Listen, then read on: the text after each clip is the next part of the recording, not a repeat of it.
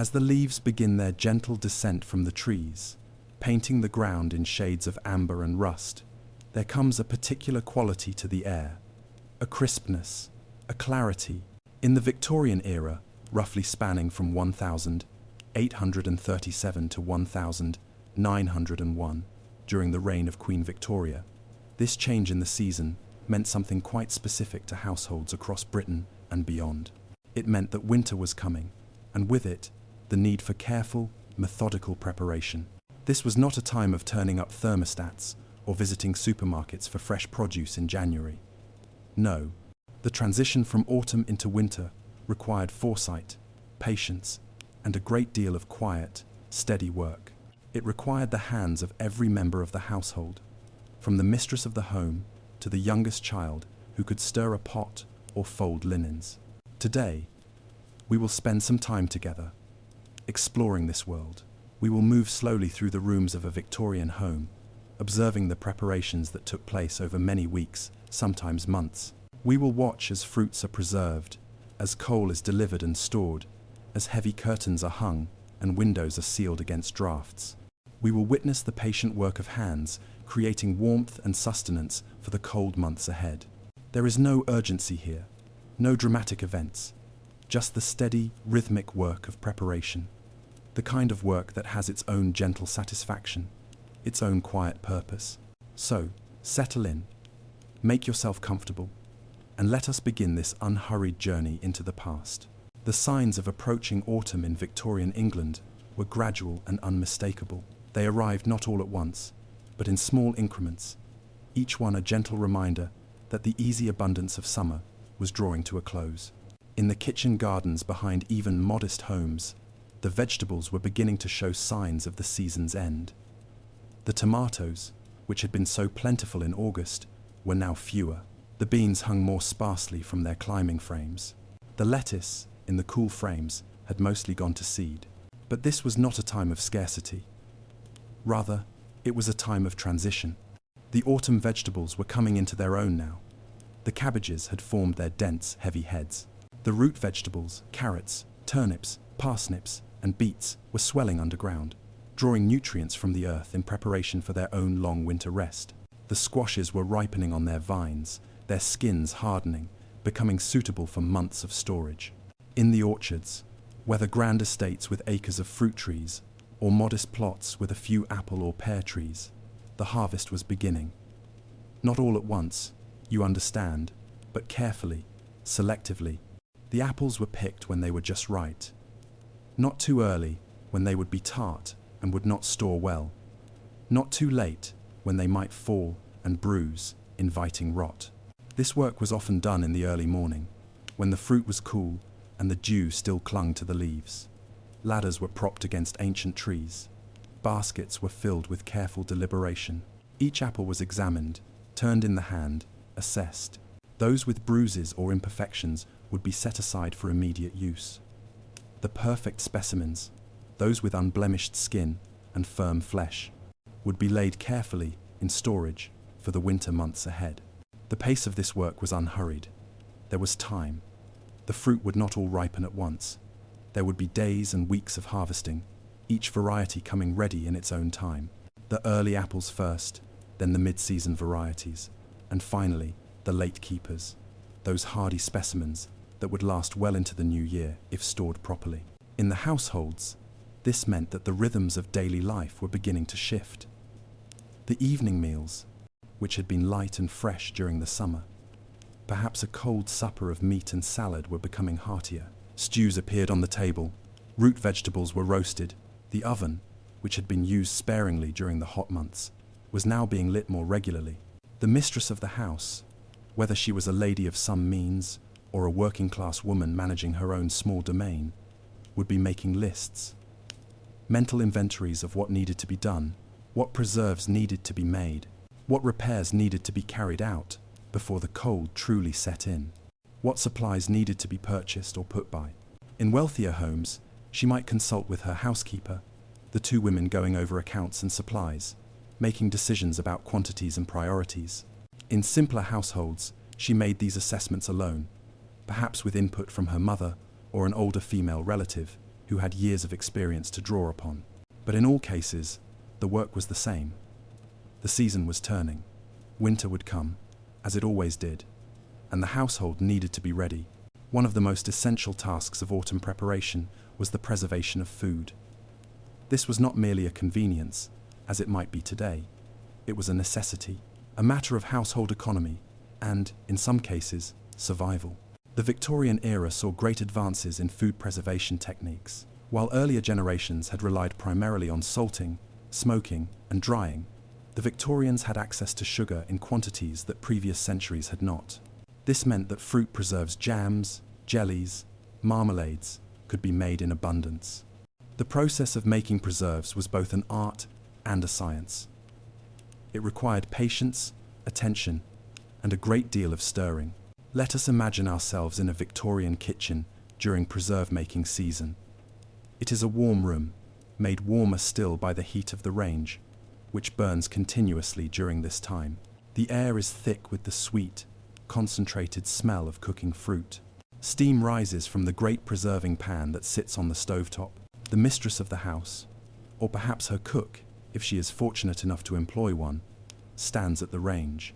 She wears a large apron to protect her dress from splashes. Her sleeves are rolled up to her elbows.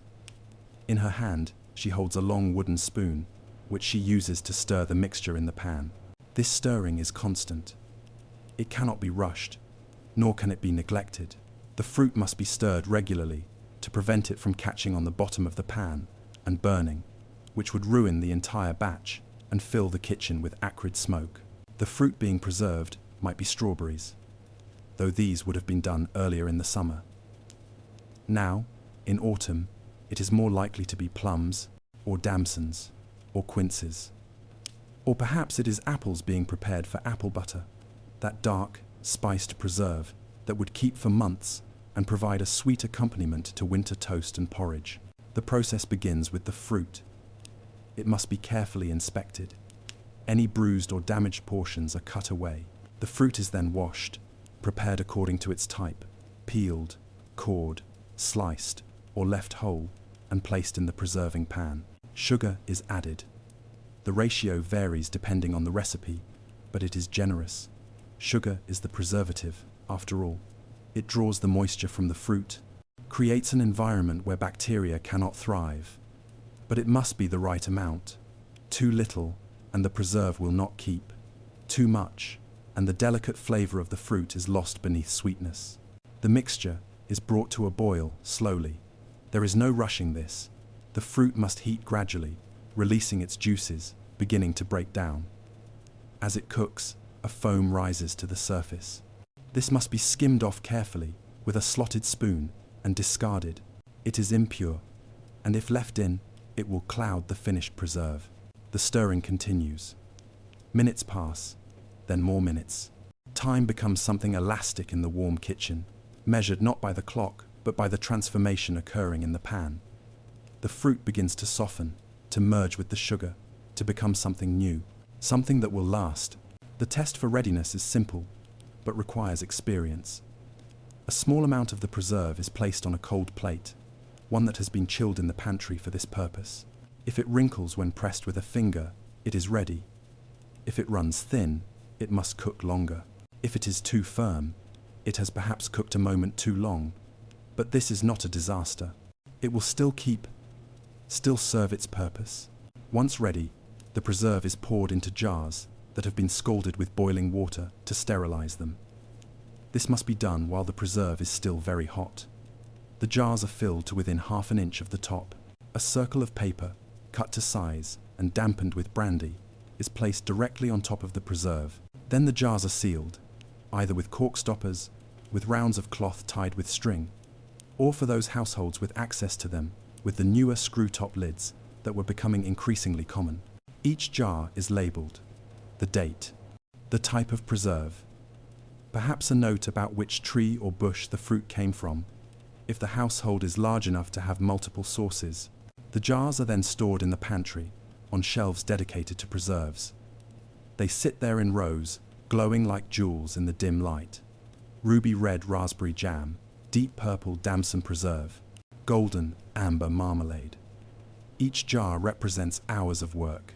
Each jar represents security, knowing that even in the depths of winter, when fresh fruit is a distant memory, there will be sweetness.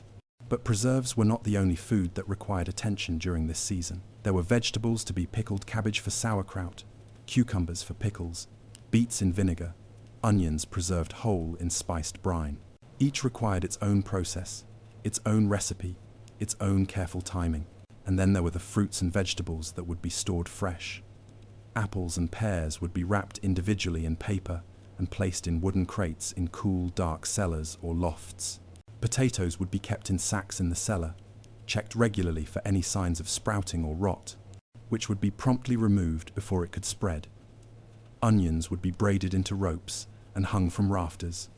Squashes would be kept on shelves, turned occasionally to prevent soft spots. All of this work happened gradually, over the course of several weeks. It was not done all at once, but fit in around the other daily tasks of the household. An hour here, an afternoon there. The rhythm of ordinary life continued, but with this additional layer of purposeful preparation woven through it. While food preservation ensured that the household would have sustenance through the winter, there was an equally important element to prepare for: warmth. And in the Victorian era, warmth came primarily from coal. Coal was the lifeblood of Victorian Britain. It powered the Industrial Revolution, fueled the great factories, drove the locomotives that crossed the country. But on a smaller, more intimate scale, it also heated the homes of nearly everyone in the nation, from the wealthy to the working class. For a Victorian household, preparing for winter meant ensuring an adequate supply of coal was laid in before the coldest months arrived. This was partly for practical reasons. Coal was slightly cheaper if purchased in bulk during the autumn rather than in smaller quantities during winter, but also because no one wanted to risk running short when the cold was at its most severe. The delivery of coal was an event in the household. Let us picture it. A Monday morning, perhaps. The street is quiet, the early morning fog still clinging to the cobblestones. Then comes the sound of wheels, the clip-clop of heavy hooves. The coal cart arrives. The coal merchant, often called a coalman or coal heaver, brings his cart to a stop before the house. He and his assistant, both covered in coal dust that has worked its way into every crease of their clothing, into every line of their faces, begin the work of unloading. The coal itself comes in large sacks, hundredweight bags that are extraordinarily heavy. These must be carried from the cart to the coal cellar. In many homes, particularly in cities, the coal cellar is accessed through a small door in the pavement, a coal chute that leads directly to the storage area beneath the house. The coal heavers would hoist the sacks, carry them across the pavement, and pour the coal down the chute, where it would cascade into the darkness below.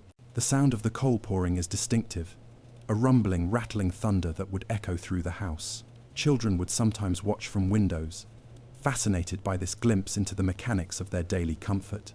The amount of coal ordered depended on the size of the house and the means of the household.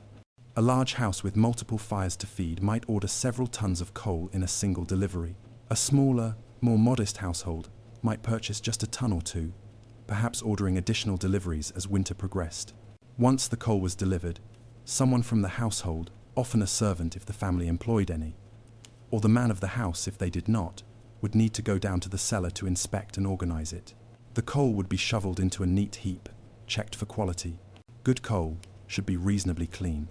Large enough pieces to burn well, but not so large as to be difficult to break up when needed. The coal cellar itself was a particular kind of space. Dark, of course. Cool. The walls were often whitewashed to help reflect what little light made its way down there. The floor might be stone or brick. There would be the coal heap, taking up much of the space.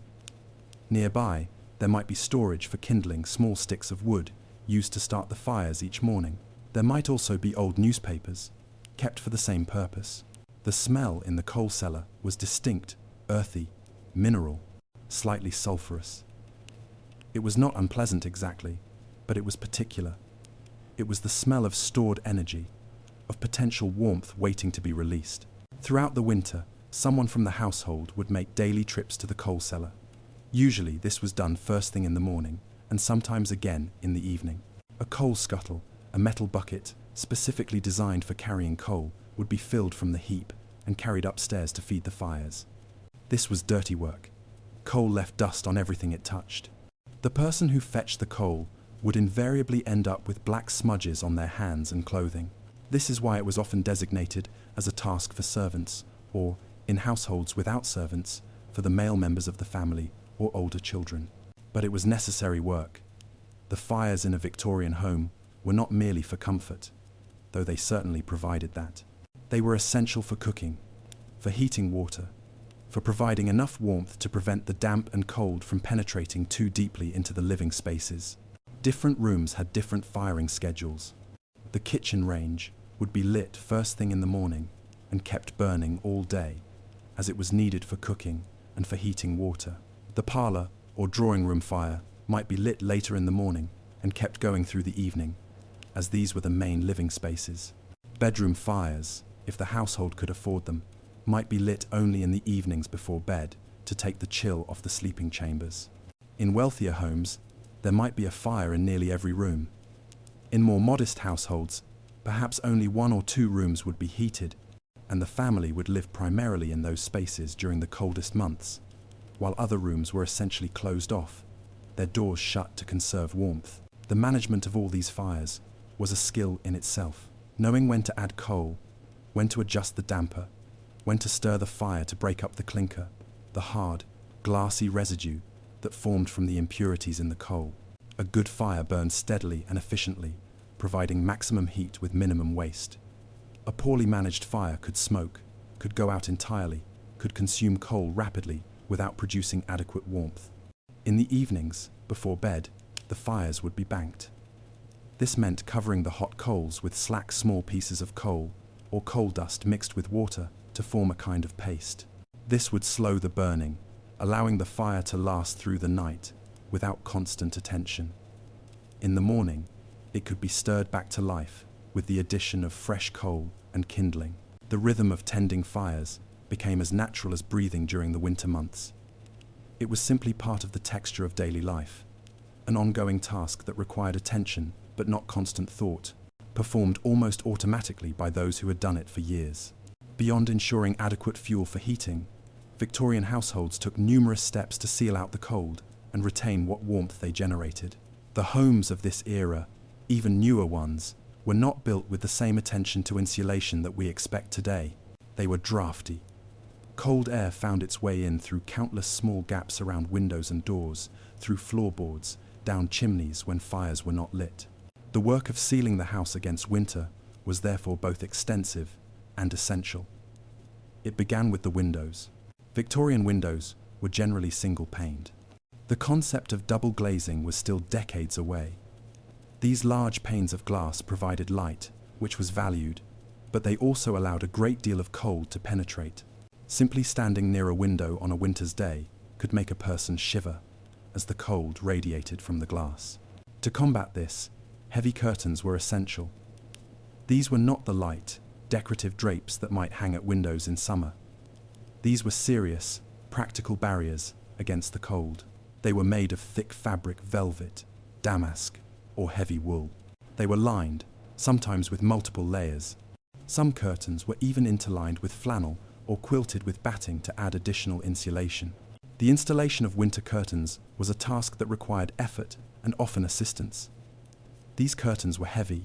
The rods from which they hung needed to be sturdy. In some homes, different curtains were used in summer and winter, with the winter curtains being brought out of storage each autumn and the summer ones packed away.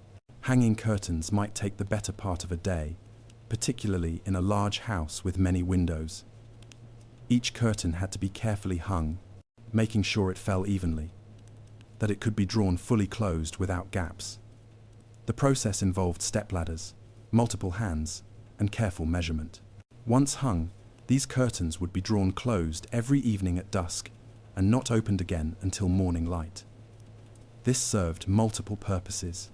It kept the cold at bay, it provided privacy, which was valued in the Victorian era, and it created a sense of coziness, of the home as a sanctuary against the dark and cold outside. But curtains alone were not sufficient. Additional measures were taken around windows. In some households, strips of felt or wool would be tacked around window frames, filling the small gaps between frame and wall.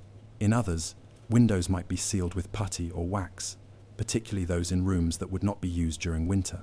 These rooms would essentially be closed off, their windows sealed, their doors shut, creating unused but insulated buffer zones within the house. Doors, too, required attention. External doors were often fitted with draft excluders, long fabric tubes filled with sand or sawdust that would be pressed against the bottom of the door to prevent cold air from seeping underneath. Some doors had heavy curtains hung over them as well, creating a kind of airlock effect. You would push through the curtain, open the door, step through, close the door, push back through the curtain. Interior doors were kept closed more strictly in winter than in summer. This was to contain warmth to the rooms where it was most needed.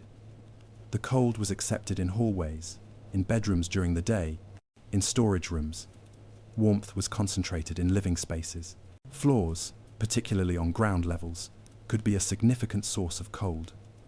The floorboards, even if fitted carefully, allowed cold air to rise from below. To combat this, rugs were essential, not just for decoration, but for insulation. Thick rugs would be brought out of storage and laid over floors. In some cases, straw or rushes might be spread beneath rugs for additional insulation, particularly in older buildings. In wealthier homes, there might be additional measures. Some households employed systems of draft screens, wooden or fabric frames that could be positioned to block drafts from doorways or windows. These screens were often decorative as well as functional, covered in needlework or painted with scenes. But their primary purpose was practical. Chimneys required particular attention. When a fire was not lit in a fireplace, the chimney became a direct conduit for cold air to enter the room. To prevent this, chimney boards would be used. These were boards cut to fit snugly into the fireplace opening, sealing it off. They might be painted or decorated, as they would be visible in the room. Some were works of art in their own right, but their function was simple: keep the cold out. Throughout all of this preparation work, there was a sense of battening down, of preparing the household as one might prepare a ship for a storm. The cold was coming. It was inevitable. But with proper preparation, with attention to detail, with patient work, a household could make itself into a warm refuge, a place where the cold might press against the walls, but could not truly penetrate. The work was not glamorous. Much of it was repetitive and time-consuming, but it was satisfying in its way. This knowledge that you were making your home more secure, more comfortable, more ready for what was to come. Clothing in the Victorian era served different purposes than much of what we wear today. It was not simply about fashion, though fashion certainly played a role, particularly for those with means. Clothing was also about warmth, about modesty, about signaling one's place in society. And as summer gave way to autumn, and autumn to winter, the clothing of the household needed to be prepared for the changing season. Let us begin with the wool. Wool was the primary fabric for winter clothing. Wool holds warmth even when damp. It breathes. It lasts. For the Victorians, wool was essential. It came in varying qualities, from the finest merino to rougher grades used for outer garments and work clothes. In households where spinning and weaving were still practiced, becoming rarer in Victorian times, but still present in rural areas, autumn was the time when new wool might be processed. But for most households, autumn meant retrieving winter clothing from storage and assessing what needed to be repaired or replaced. Winter clothes were typically stored carefully at the end of the previous season. They would be cleaned, repaired, and then packed away with sachets of lavender or other herbs to deter moths and other pests. Now, as the weather cooled, these garments were brought out again. Imagine a bedroom in a Victorian home on a cool October afternoon. The mistress of the house, perhaps with her daughters or her maid if she has one, is bringing down trunks and boxes from the attic or retrieving them from wardrobes. These contain the winter wardrobe. Each item is removed carefully. It is shaken out to remove any creases. It is examined for signs of moth damage, those telltale small holes that would mean a garment needed darning.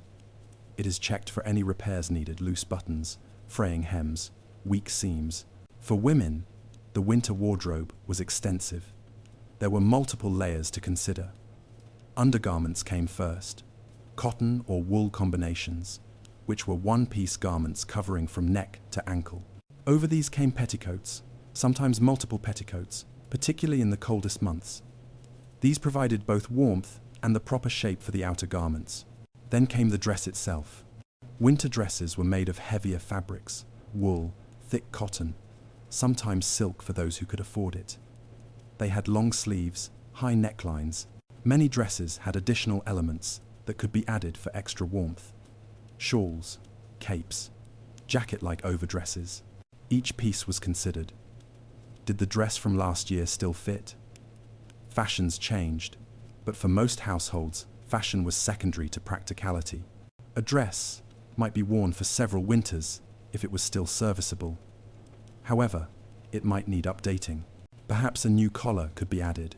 Perhaps the trim could be changed to make it look fresher.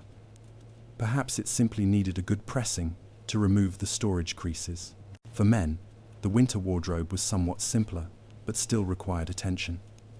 There were wool suits, waistcoats for additional warmth layered under jackets. There were overcoats heavy, substantial garments that could cost a working man several weeks' wages, but that were essential for anyone who needed to be outside during winter. These coats were investments, expected to last for years, carefully maintained and repaired as needed. And then, there were the accessories, which were not mere decoration but necessities. Gloves, for instance. In winter, going outside with bare hands was not merely uncomfortable but potentially dangerous. Fingers could become numb, frostbitten. Gloves needed to be found, paired up, checked for holes. Scarves, worn by both men and women. Thick wool scarves that could be wrapped around the neck and lower face when the wind was particularly bitter. Hats. Men's hats for winter were made of felt or fur, with brims to shield against weather. Women's hats or bonnets needed to accommodate the hairstyles of the day while still providing some protection from cold and wind. For children, winter clothing preparation was particularly important. Children grew quickly. What fit the previous winter might now be too small. This meant either purchasing new items, an expense many households tried to minimize, or altering what they had. Hems could be let down. Garments could be passed down from older children to younger. Seams could be let out. Much of this work fell to the women of the household. Sewing was a daily activity for Victorian women. Not a hobby, but a necessary skill. An hour or two each day might be spent on mending, altering, creating. As winter approached, this work intensified. A common scene. A woman sits by a window to catch the autumn light, which is starting to fade earlier each day. In her lap is a basket of mending. She might be darning socks. That careful, methodical process of weaving new thread through worn areas to extend the life of a garment. She might be sewing buttons, using strong thread and making sure they are firmly attached. As a lost button in winter, when outer garments were most needed, was a real inconvenience. She might be making new flannel undershirts for her children, cutting the fabric according to a pattern she knows by heart, sewing the seams by hand with small, even stitches that will withstand the wear of active children. The work was time-consuming, but it was also social. In some households, the women would gather together for these tasks. A mother and daughters, sisters, sometimes friends or neighbors. They would talk as they worked, their hands busy while they shared news, told stories, discussed practical matters. There was a rhythm to this work that was almost meditative. The needle moving through fabric, the thread pulling through, the gradual completion of a task. A sock darned, a button sewn, a hem adjusted. Small accomplishments, but essential ones. And as each garment was checked, repaired, and deemed ready for winter, it would be returned to its place in the wardrobe, but now easily accessible, ready to be worn. The summer clothes would be packed away in turn. This annual rotation that marked the passage of time as surely as any calendar. For those households lucky enough to have a bit of land, even just a small plot, the kitchen garden was a valuable resource throughout the warmer months.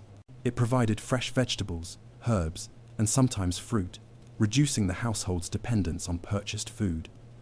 But as autumn progressed, the garden, too, needed to be prepared for winter. This preparation was a gradual process, following the natural rhythms of the growing season. It was not a matter of simply abandoning the garden until spring, but rather of carefully managing its transition into dormancy. Some vegetables, of course, were winter hardy. Kale, for instance, could remain in the ground and in fact tasted sweeter after a frost. Brussels sprouts actually improved with cold weather. Leeks could be harvested throughout winter. Parsnips, too, could be left in the earth, dug as needed. But other plants needed to be dealt with as their productive season ended. Tomato plants, blackened by the first frost, would be pulled up. Any green tomatoes still clinging to the vines would be harvested and either pickled or laid on windowsills to slowly ripen indoors. The spent plants would be added to the compost heap, there to break down and return their nutrients to the soil. Bean plants, their pods long since harvested, their leaves yellowing, would also be pulled up. However, the roots of bean plants, which fix nitrogen in the soil, were sometimes left to decompose in place, enriching the earth for next year's planting. The compost heap itself was an important feature of the kitchen garden. Throughout the growing season, it had been fed with kitchen scraps, garden waste, manure if available. Now, in autumn, it received the bulk of the spent summer plants. This heap would break down over the winter months, slowly converting into the rich, dark compost that would be dug into the garden beds in spring. Garden beds that would lie fallow over winter were often prepared in a particular way. Some gardeners preferred to dig the soil over in autumn, turning it deeply, breaking up clumps, exposing soil that had been underneath to the air and the coming frost. This process, called winter digging or bastard trenching, depending on the depth and method, had multiple benefits. It helped break down clay soils. It exposed insect pests and larvae to the cold, which would kill them. It allowed organic matter to be incorporated into the soil, where it would decompose over winter. Other gardeners preferred to leave beds undug until spring, instead covering them with a thick layer of mulch, straw, leaves, old hay, to protect the soil from erosion and compaction from winter rain and snow. Both methods had their adherents, and gardeners could be quite particular about which they preferred, often continuing the practices they had learned from their parents or from experienced gardeners in their community. For perennial plants, those that would return year after year, autumn care was important to ensure they came through winter successfully. Roses, for instance, might be hilled up, with soil mounded around their bases to protect the graft union from severe cold. Tender perennials might be covered with straw or other protective material. Fruit trees and bushes received attention. This was the traditional time for pruning many types of fruit plants. The work was done carefully, with sharp, clean tools. Dead or diseased wood was removed. Branches that crossed and rubbed against each other, potentially causing damage, were cut. The shape of the tree was considered, ensuring good air circulation and light penetration for next year's growth. The prunings themselves were not wasted. Smaller twigs would be bundled and saved for kindling. Larger branches might be cut up for firewood. Nothing was thrown away if it could be of use. Garden tools, which had been in constant use during the growing season, now received their own winter care. Spades and hoes were cleaned of soil. Metal parts were oiled to prevent rust. Wooden handles were checked for splinters or cracks and repaired if needed. Tools were then stored in the garden shed or cellar, ready for the next season. Clay pots, which may have held plants during summer, were cleaned and stacked. Terracotta is porous and could crack if water seeped in and then froze, so pots were kept dry and protected from the worst of the weather. For households with cold frames or small greenhouses, there was different work to do.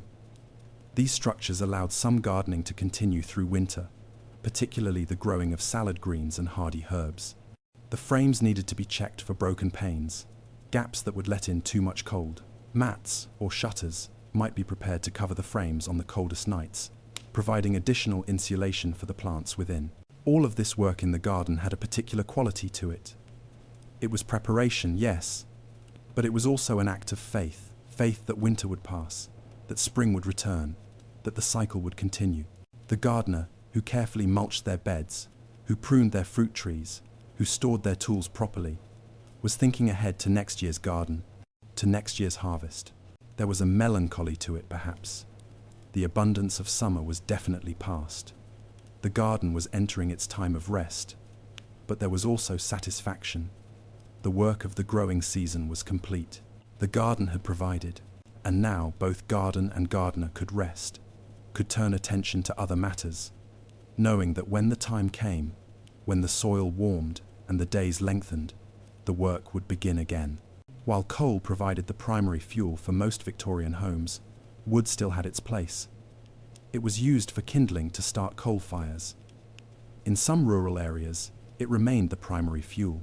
And for those with access to woodland or coppices, gathering and preparing firewood for winter was an important seasonal task. The best firewood is that which has been cut and dried for at least a year, preferably 2. Green wood, freshly cut, contains too much moisture. It smokes when burned, produces less heat, creates more creosote buildup in chimneys. So the wood being gathered and prepared in autumn of one year was often wood that would not be burned until the following winter.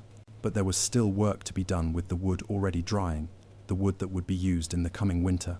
This wood, which had been stacked and seasoning for months, perhaps a year or more, was now ready. But it needed to be made ready. If the wood had been cut in long logs, as was often the case, it now needed to be sawn into appropriate lengths. This work was often done with a 2-person saw, one person at each end of a long crosscut saw, working in rhythm, back and forth, the saw teeth biting through the wood, sawdust falling in small heaps. It was physical work, but not rushed. A steady pace could be maintained for hours. Once cut to length, the wood then needed to be split. This was done with an axe or a heavy maul. The log would be stood on end on a chopping block. The axe would be raised and brought down, ideally striking the wood in a line that followed its natural grain. When done correctly, the wood would split cleanly, falling apart into pieces of a size suitable for fireplaces or stoves. There was a skill to splitting wood. An experienced person could read the wood, could see where it wanted to split, could place their axe stroke with accuracy.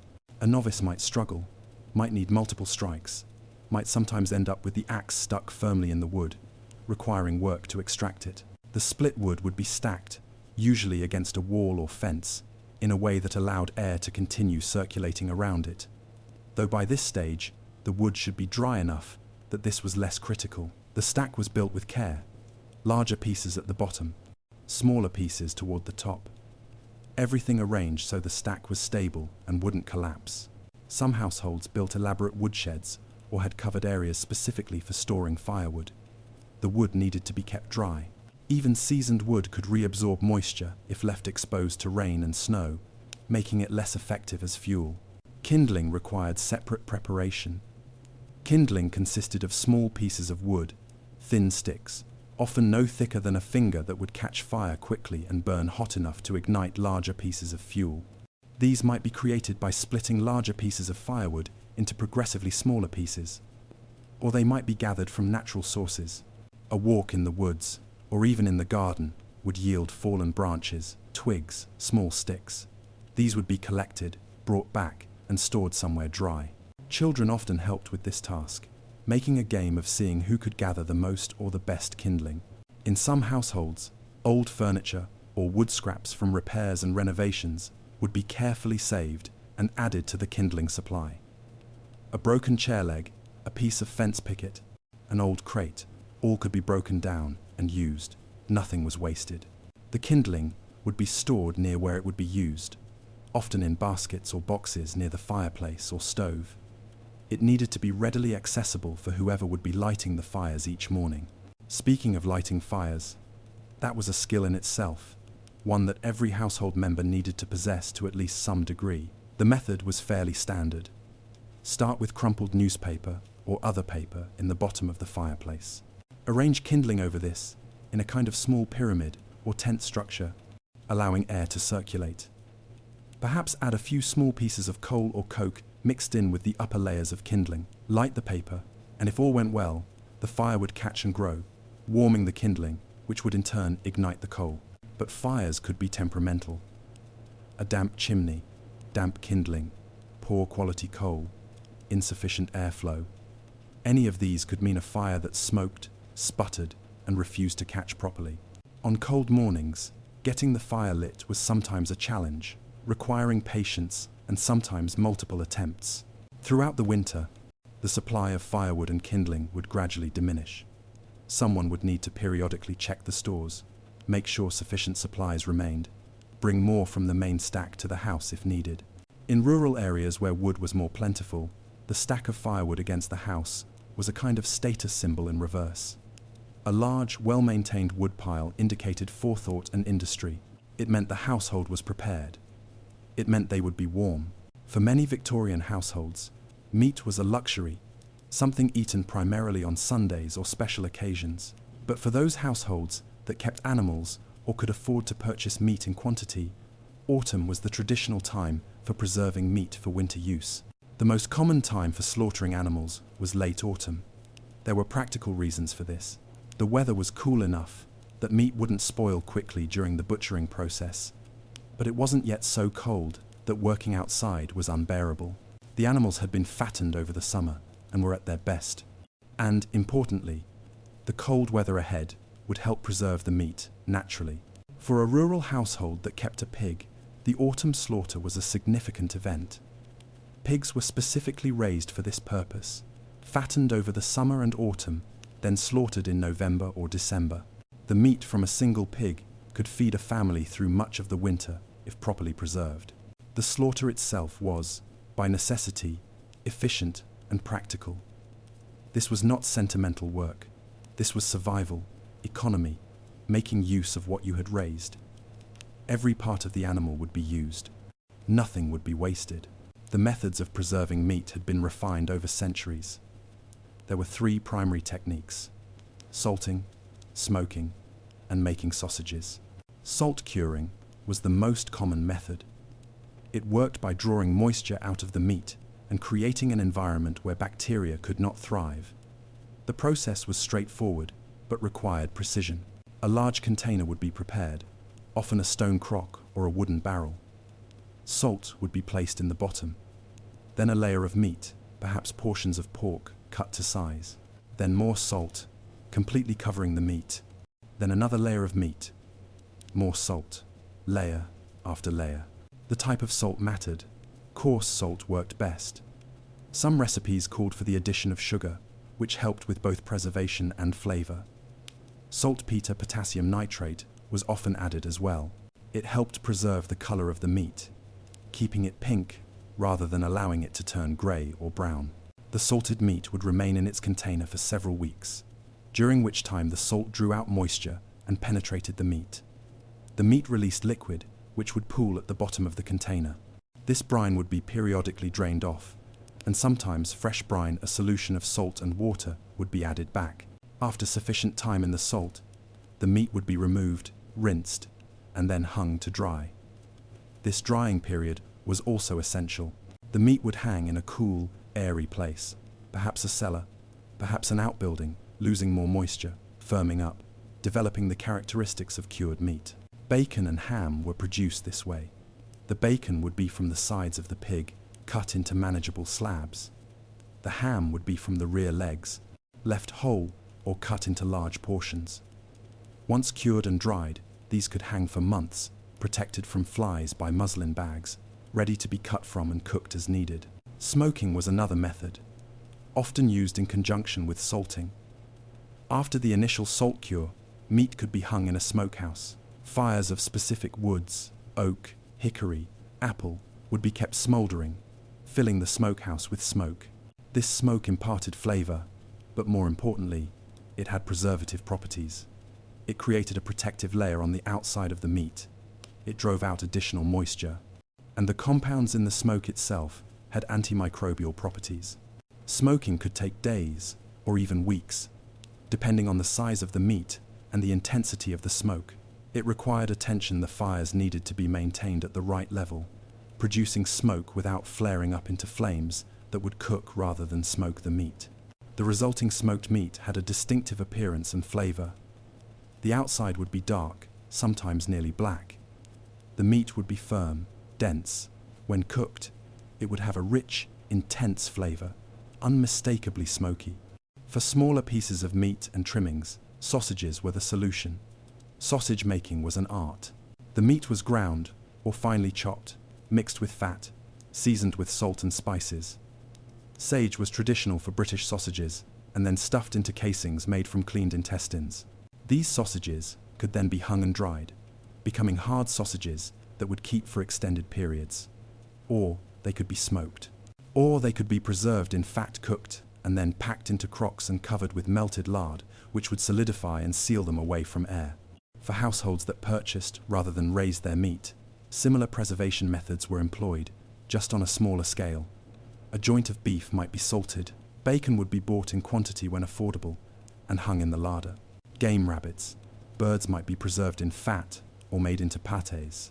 The larder, speaking of which, was a crucial room in the Victorian house. It was a cool, often north-facing room, dedicated to food storage. It would have shelves for preserved meats, for cheese, for butter. It would have hooks from which meats could hang. It would have good ventilation to keep it cool, but screens to keep out flies and other pests. The larder was checked regularly.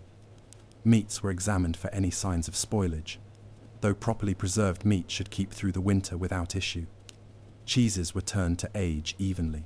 The butter crock was checked to make sure the butter remained covered with a layer of salt water to preserve it.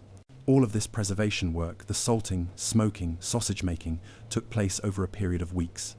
It filled the house with particular smells: the sharp, clean smell of salt, the heady, complex smell of smoke, the savory smell of sausage seasonings. It was intensive work, but it was also satisfying. It was tangible. You could see the results of your labor hanging in the smokehouse, packed in crocks, stored in the larder. You knew that when the cold depths of winter arrived, when fresh food was scarce and expensive, your household would have meat. You had provided for your family's needs. As the days grew shorter and darkness came earlier each evening, the importance of light became more acute. While we might simply flip a switch without thought, Victorian households needed to ensure they had adequate supplies of candles and lamp oil to see them through the winter's long nights. Candle making was a task that had been essential in every household for centuries, though by the Victorian era, particularly in towns and cities, it was becoming more common to purchase candles than to make them at home. However, in rural areas and in households that sought to economize, candle making remained a regular autumn task. The process of making tallow candles, candles made from animal fat, was ancient and straightforward, if time-consuming and somewhat unpleasant. Tallow was rendered from the fat of cattle or sheep, heated until it melted and was strained to remove impurities. The resulting substance was kept liquid and ready for candle making. The most common method for home candle making was dipping. A series of wicks, made from loosely braided or twisted cotton thread, would be hung from a rod or stretched frame. Each wick would be dipped into the heated tallow, then lifted out and allowed to cool and harden, then dipped again and again and again. Slowly, with each dip, a layer of tallow would build up around the wick, gradually forming a candle. This process required patience. If you tried to hurry it, dipping the candles while they were still too warm, the new layer would simply melt the old layers rather than adding to them. So you worked in rhythm. Dip a row of wicks, set them aside to cool. Dip the next row. By the time you finished the last row, the first row would be cool enough to dip again. It might take 20, 30, 40 dips to create candles of useful size. And all the while, you had to keep the tallow heated to the right temperature, hot enough to remain liquid, but not so hot it would smoke or burn. The smell of tallow candle making was distinctive and not entirely pleasant. It was fatty, animal, slightly acrid. It would permeate the house, clinging to clothing and hair. This was one reason many households preferred to purchase candles if they could afford to do so. By the Victorian era, several improvements in candle technology had become available, at least to those who could pay for them. Spermaceti candles, made from a wax extracted from sperm whales, burned cleaner and with less odor than tallow, but they were expensive. Stearin candles, made from a compound derived from animal fat but processed to remove the unpleasant elements, were somewhat more affordable while still being superior to plain tallow. And then there were beeswax candles, which had long been the finest candles available. They burned cleanly with a pleasant sweet smell. They gave excellent light. But they were costly, and in most households, They were reserved for special occasions or for the use of the master and mistress, while servants and children made do with tallow. Alongside candles, oil lamps were increasingly common in Victorian homes.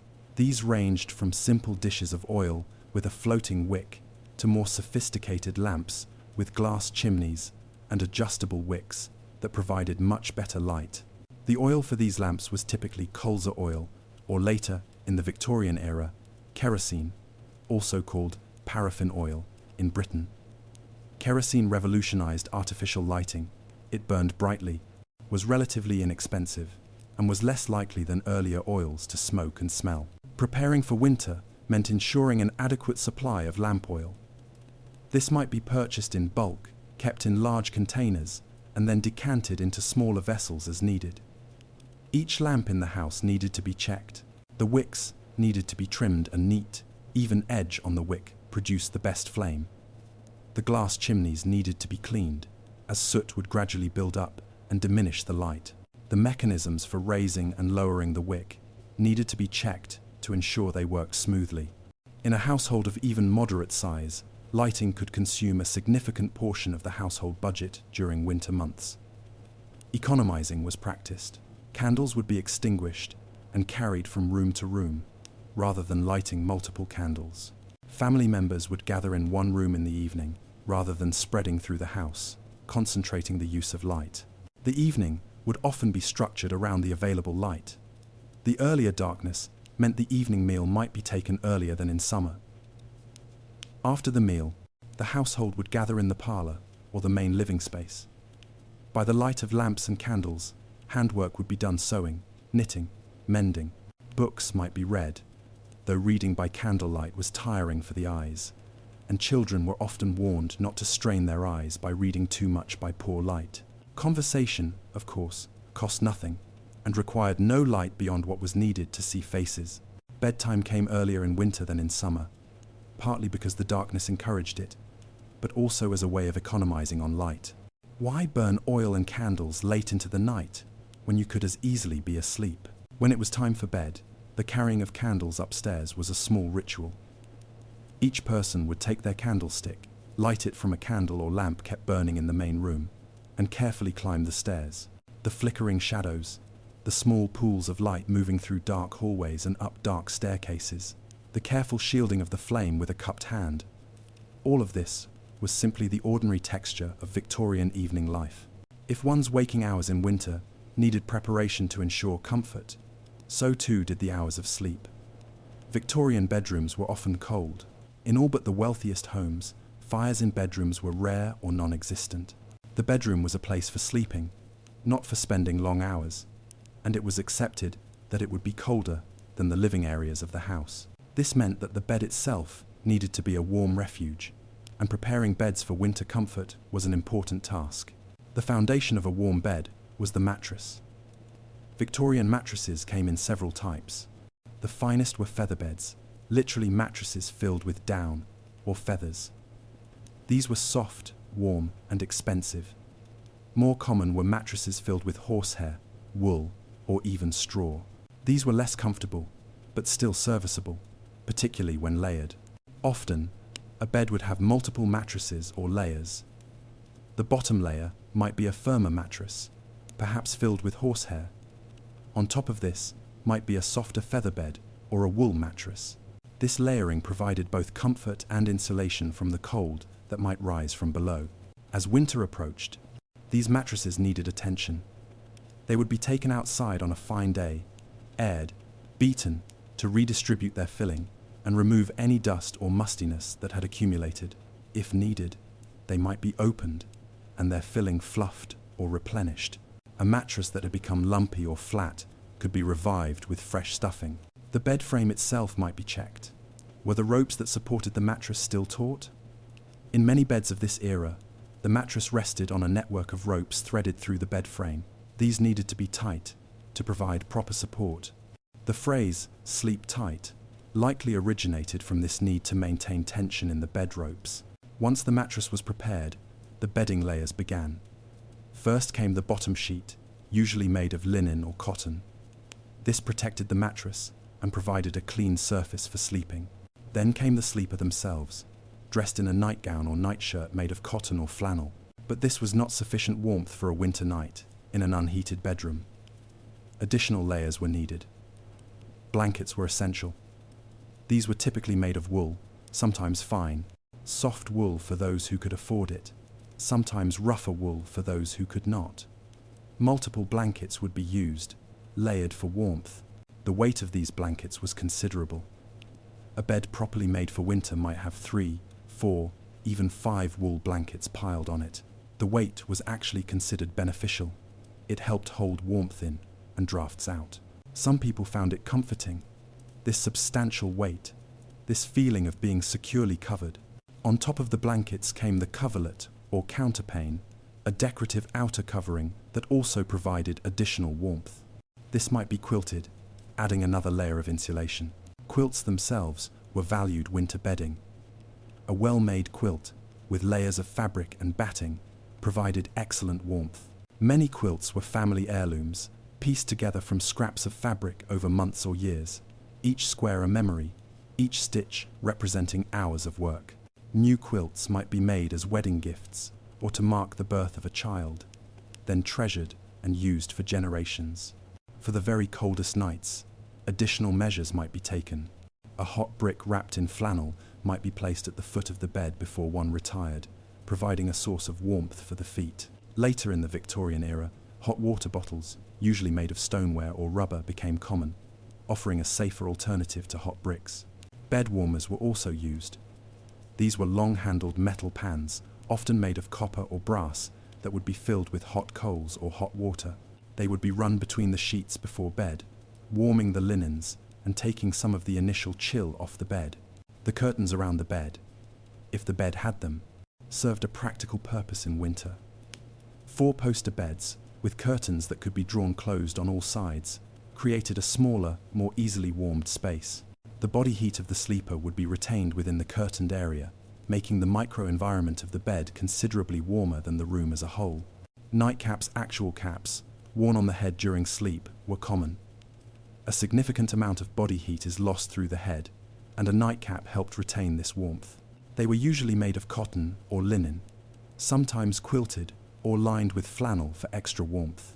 Children, particularly young children, might sleep together for warmth, sharing a bed and thus sharing body heat.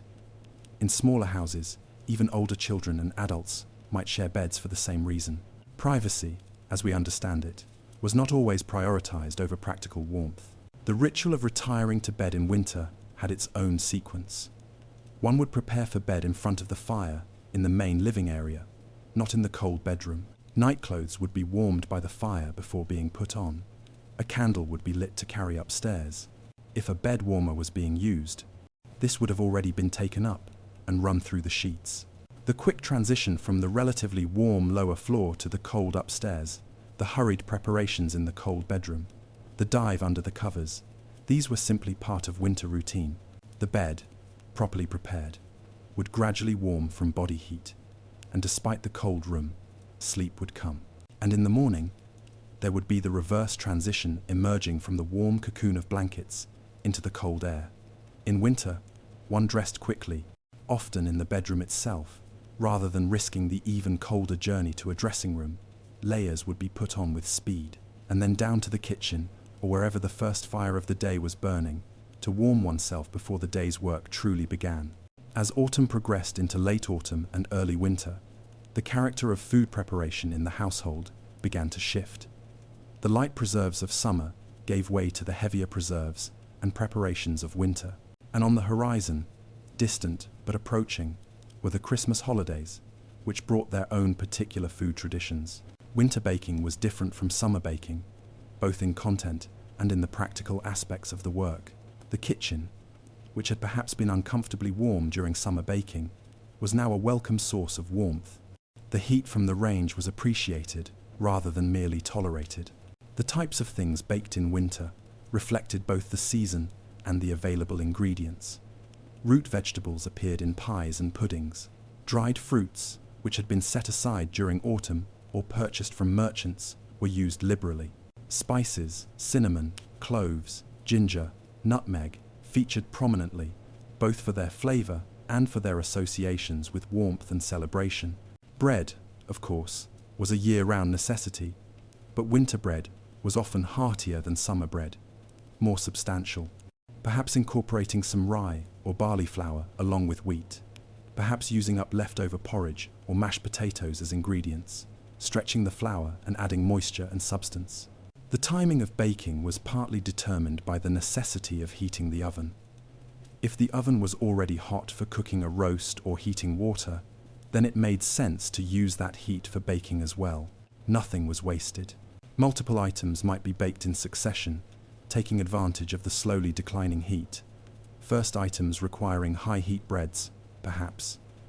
Then cakes or pastries. Finally, meringues, or items that needed gentle drying heat. As Christmas approached, and even for households not particularly religious, Christmas was a significant marker in the calendar. Special baking began. This was baking that went beyond daily necessity into the realm of celebration and tradition. Mince pies were a Christmas staple. Despite the name, by the Victorian era, these pies contained primarily dried fruits and spices rather than meat, though suet provided the fat that made them rich. The filling mincemeat was often made weeks in advance. Currants, raisins, candied peel, apple, suet, sugar, and spices were combined and often moistened with brandy or rum. This mixture would mellow and develop flavor as it sat. Making mince pies was exacting work. The pastry needed to be tender, but sturdy enough to hold the filling. The pies themselves were small individual servings, not large pies to be sliced.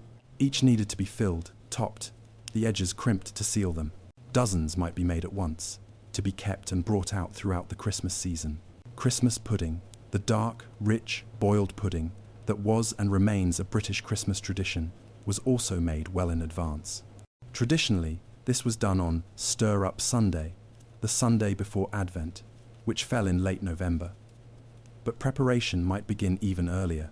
The pudding mixture was a substantial thing. Flour, breadcrumbs, suet, dried fruits, candied peel, eggs, and importantly, copious amounts of spices, and often alcohol. Each member of the household would take a turn, stirring the pudding mixture, supposedly making a wish as they stirred. Small charms, a silver coin, a tiny wishbone, other small objects might be mixed into the pudding, to be discovered by lucky recipients when it was served on Christmas Day. The mixture, once fully combined and suitably stirred, was packed into cloth or put into pudding basins, special bowls, designed for this purpose. These would then be boiled for many hours, 5, 6, 8 hours, sometimes longer. The long boiling was what gave Christmas pudding its characteristic dark color and its dense, moist texture. After this initial boiling, the puddings would be allowed to cool, then stored in a cool, dark place until Christmas. On Christmas Day, they would be boiled again for several more hours before serving, often brought to the table, aflame with brandy, a dramatic conclusion to the Christmas meal. The work of preparing for Christmas was substantial, even in households of modest means. Besides the special foods, there was cleaning to be done, a thorough cleaning of the house, even the parts that might not be regularly used. There were decorations to be made, or brought out. Holly and ivy were traditional, brought in to decorate the mantelpiece and windows. In some households, there might be small gifts to be prepared. These were not the elaborate gifts we might think of today. For children, perhaps a small toy, a piece of candy, an orange which was an expensive luxury in winter. For adults, perhaps a useful item, a bit of personal grooming items, some small remembrance. But the focus was less on gifts and more on food, on togetherness, on marking the season. The special foods, the ones that appeared only at Christmas, were what made the celebration distinctive. The richness of the Christmas pudding, the spiced warmth of the mince pies, the particular roast goose for those who could afford it, or perhaps a joint of beef, or in some households, simply a larger than usual cut of whatever meat they could manage. All of this required planning, saving, preparation. For a working-class household, affording the ingredients for proper Christmas foods might mean setting aside small amounts over many weeks, being frugal in other areas to allow for this one celebration. And yet, from all accounts, it was worth it. Christmas provided a break in the long, dark winter. It provided something to look forward to. It provided warmth and light and special food in the depths of the season when those things were most needed and most appreciated. The preparations themselves, the gradual accumulation of supplies, and the making of special foods were part of the anticipation. Each task completed the pudding made, the mincemeat prepared, the special bread baked was a step closer to the celebration, a promise that the dark months had their bright spots, that hardship and cold and darkness would be punctuated by warmth and abundance. However briefly, as we near the end of our journey through Victorian winter preparation, it's worth pausing to reflect on what all of this work meant, both practically and emotionally, to the people who performed it. There is something to be said for the satisfaction of being prepared, for knowing that you have done what can be done, that your household is ready for what is coming, that you have exercised foresight and industry and care. Victorian life, for most people, involved a great deal of labor. Much of it was repetitive, much of it was physically demanding. And yet, there are many accounts, diaries, letters, memoirs that speak to a sense of contentment, even joy, in seasonal work done well. Consider the housewife who looks at her pantry shelves lined with preserves, each jar a small victory. She has taken the abundance of summer and autumn and transformed it into security for winter. She has used her skill and her time to ensure her family will have variety in their diet, even when fresh food is scarce. Consider the man who has split and stacked the winter's firewood. The physical work has perhaps been tiring, but there is satisfaction in the orderly stack, in the knowledge that each day of winter will begin with sufficient fuel to keep the household warm. Consider the woman who has mended every garment, who has prepared the winter wardrobe for her family. She knows that when the cold comes, her children will not suffer from inadequate clothing. She has provided for them, protected them through her labor. This satisfaction is perhaps difficult for us to fully understand in our modern age of thermostats and supermarkets. We are insulated quite literally from many of the harsh realities that our Victorian ancestors faced. But in that insulation, we may have lost something as well. There is a connection that comes from participating directly in your own survival and comfort, from being able to see the direct results of your work, from knowing that your efforts matter, that they make a real, tangible difference in the well-being of your household. The Victorian approach to winter preparation was, by necessity, comprehensive and careful. There was no safety net of easy access to heat or food if you failed to prepare. The consequences of poor planning or insufficient work could be genuine cold, genuine hunger. But this very precariousness meant that the work had meaning. It had urgency tempered by the fact that there was time to do it properly if one started soon enough. It required thought and skill and persistence, and when done, it provided genuine peace of mind. There was also a rhythm to this seasonal work that connected people to the natural world in a way we often miss today. You could not ignore the changing seasons, when your comfort and survival depended on recognizing those changes and responding to them appropriately. The first frost was not just a meteorological event to be noted. It was a signal. Time to harvest the last of the tender vegetables. Time to bring in the potted plants that had summered outside. Time to ensure the cold frames were ready. The shortening days were not just a fact to be lamented. They were a reminder to prepare the household's lighting supplies, to adjust the daily schedule to make best use of daylight hours. The falling leaves were not just a pretty sight. They were a resource gathered for compost, for mulch, for insulation. This kind of awareness, this attention to natural cycles, created a different relationship with the world than many of us have today. Not better, necessarily, but different, more engaged, more attentive, more conscious of being part of natural rhythms rather than separate from them. And there was community in much of this work. Neighbors helped each other. Extended family gathered for large tasks. Knowledge was shared. A young woman learning to make preserves from her mother or grandmother was receiving not just practical skills, but connection, tradition, the accumulated wisdom of previous generations. Even the solitary work, the evening mending by lamplight, the morning firelighting in a silent house, had its own quality of peaceful purpose. These were not empty tasks done while waiting for real life to begin. These were life, the substance of daily existence, given meaning by its necessity and by the care with which it was performed. As we close this extended reflection on Victorian winter preparation, perhaps there is something we can take from it for our own lives, different as they are.